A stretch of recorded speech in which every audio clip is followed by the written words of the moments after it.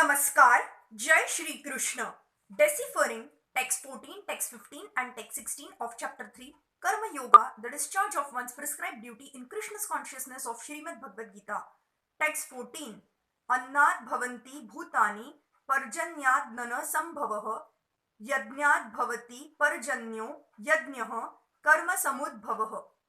All living bodies subsist on food grains, which are produced from rains.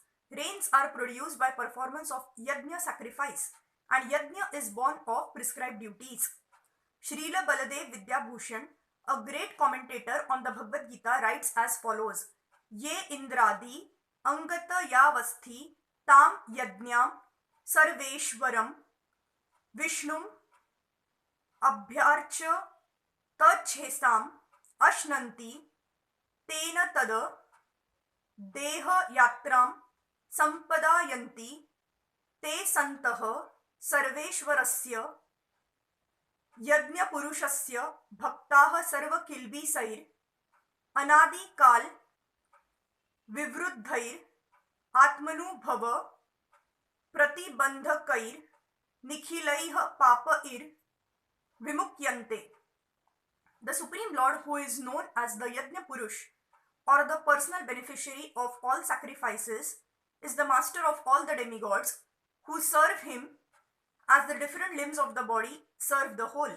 Demigods like Indra, Chandra and Varun are appointed officers who manage material affairs, and the Vedas direct sacrifices to satisfy these demigods so that they may be pleased to supply air, light and water sufficiently to produce food grains. When Lord Krishna is worshipped, the demigods, who are different limbs of the Lord, are also automatically worshipped. Therefore, there is no separate need to worship the demigods. For this reason, the devotees of the Lord, who are in Krishna's consciousness, offer food to Krishna and then eat, a process which nourishes the body spiritually. By such action, not only are past sinful reactions in the body vanquished, but the body becomes immunized to all contamination of material nature. When there is an epidemic disease, an antiseptic vaccine protects a person from the attack of such an epidemic. Similarly, food offered to Lord Vishnu and then taken by us makes us sufficiently resistant to material affection, and one who is accustomed to this practice is called a devotee of the Supreme Lord. Therefore, a person in Krishna's consciousness who eats only food offered to Krishna can counteract all reactions of past material infections which are impediments to the progress of self-realization. On the other hand, one who does not do so continues to increase the volume of sinful action, and this prepares the next body to resemble hogs and dogs to suffer the resultant reactions of all sins. The material world is full of contaminations, and one who is immunized by accepting prasadam of the Lord, food offered to Vishnu, is safe from the attack, whereas one who does not do so becomes subjected to contamination. Food grains or vegetables are factually eatables. The human being eats different kinds of food grains, vegetables, fruits, etc., and the animals eat the refuse of the food grains and vegetables, grass, plants, etc. Human beings who are accustomed to eating meat and flesh must also depend on the production of vegetation in order to eat the animals. Therefore, ultimately we have to depend on the production of the field and not on the production of big factories. The field production is due to sufficient rain from the sky, and such rains are controlled by demigods like Varun, Indra, Sun, Moon, etc., and they are all servants of the Lord. The Lord can be satisfied by sacrifices. Therefore, one who cannot perform them will find himself in scarcity. That is the law of nature. Yajna, specifically the Sankirtana Yajna prescribed for this age, must therefore be performed to save us at least from scarcity of food supply. Text 15 Karma Brahmodbhavam Vidhi Brahmakshara Samudbhavam Tasmat Sarvagatam Brahma Nityam Yajne Pratishthitam. Regulated activities are prescribed in the Vedas, and the Vedas are directly manifested from the Supreme Personality of Godhead. Consequently, the all-pervading transcendence is eternally situated in acts of sacrifice. Yajnartha karma, or the necessity of work for the satisfaction of Krishna only, is more expressly stated in this verse. If we have to work for the satisfaction of the Yajna Purush Vishnu, then we must find out the direction of work in Brahma or the transcendental Vedas. The Vedas are therefore codes of working directions.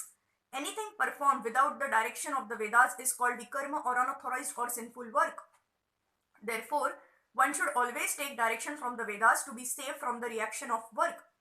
As one has to work in ordinary life by the direction of the state, one similarly has to work under direction of the supreme state of the Lord. Such directions in the Vedas are directly manifested from the breathing of the Supreme Personality of Godhead. It is said, Asya Mahato Bhutasya Nishvasitam Itad Yada Rugvedo Yajurvedaha Samvedo Atharvang Girasah. The four Vedas, namely the Rigveda, Yajurveda, Samveda and Atharva Veda, are all emanations from the breathing of the great personality of Godhead. Bruhad Aranyaka Upanishad 4.5.11. The Lord, being omnipotent, can speak by breathing air, for as it is confirmed in the Brahma Samhita.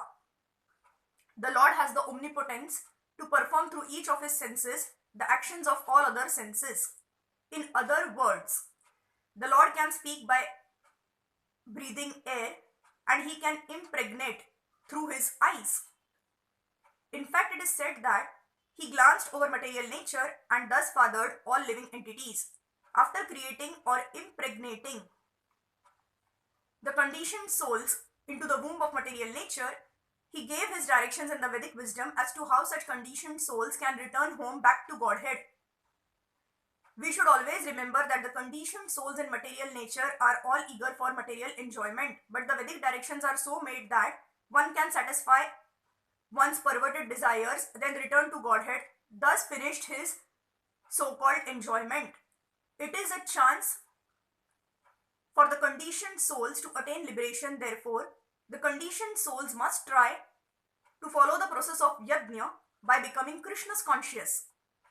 Even those who have not followed the Vedic injunctions may adopt the principles of Krishna's consciousness, and that will take the place of performance of Vedic yajnas or karmas. Text 16. Evam pravartitam chakram nanu vartayatiha yaha aghayurin driya ramo mogham partha sa jivati.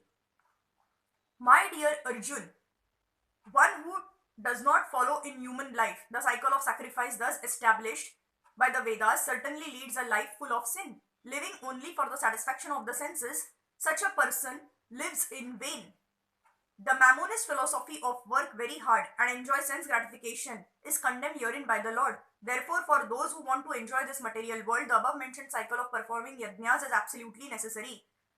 For one who does not follow such regulations is living a very risky life, being condemned more and more.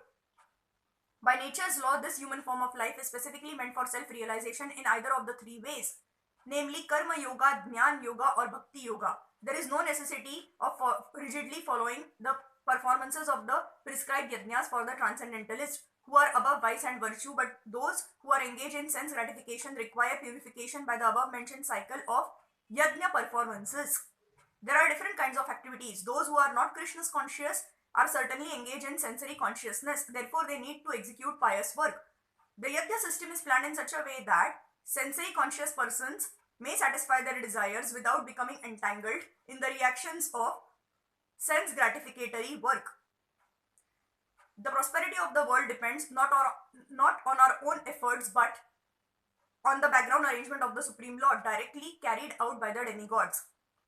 Therefore, the yajnas are directly aimed at the particular demigods mentioned in the Vedas. Indirectly, it is the practice of Krishna's consciousness, because when one masters the performance of yajnas, one is sure to become Krishna's conscious. But if by performing yajnas, one does not become Krishna's conscious, such principles are counted as only moral codes. One should not therefore limit his progress only to the point of moral codes. but should transcend them to attain Krishna's consciousness. Thank you.